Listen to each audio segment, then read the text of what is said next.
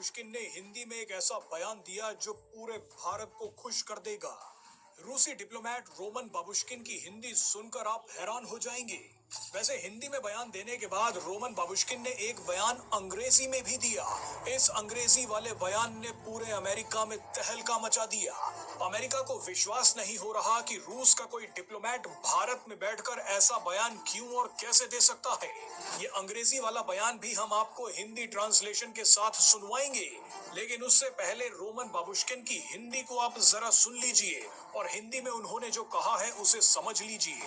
दरअसल भारत और रूस को मिल रही अमेरिकी धमकियों के बीच रोमन बाबुश्किन ने भारत में एक प्रेस कॉन्फ्रेंस की। प्रेस कॉन्फ्रेंस की शुरुआत करने के लिए रोमन बाबुश्किन ने वहां बैठे पत्रकारों से हिंदी में कहा कि मैं शुरुआत कर रहा हूं, मैं श्री गणेश कर रहा हूं। वैसे भी गणेश चतुर्थी चल रही है, आप सभी का स्वागत है। शुरुआत करेंगे, मतलब श्री गणेश करेंगे।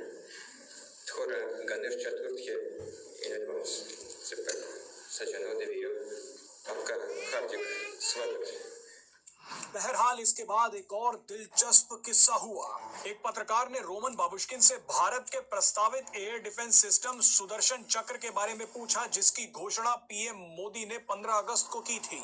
पत्रकार ने सवाल पूछा कि क्या रूस भारत के आयरन डोम का समर्थन करेगा।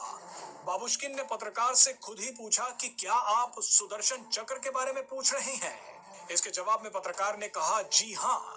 उस पर रोमन बाबुश्किन ने कहा कि आप अगली बार हिंदी में पूछिएगा, मैं बेहतर तरीके से समझ पाऊंगा और जवाब दे पाऊंगा।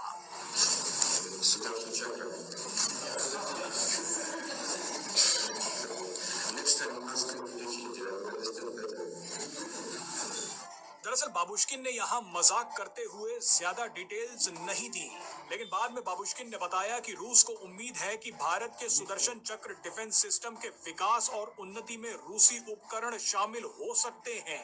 उन्होंने कहा कि मिलिट्री हार्डवेयर के मामले में भारत हमें अपना पसंदीदा साझेदार मानता है।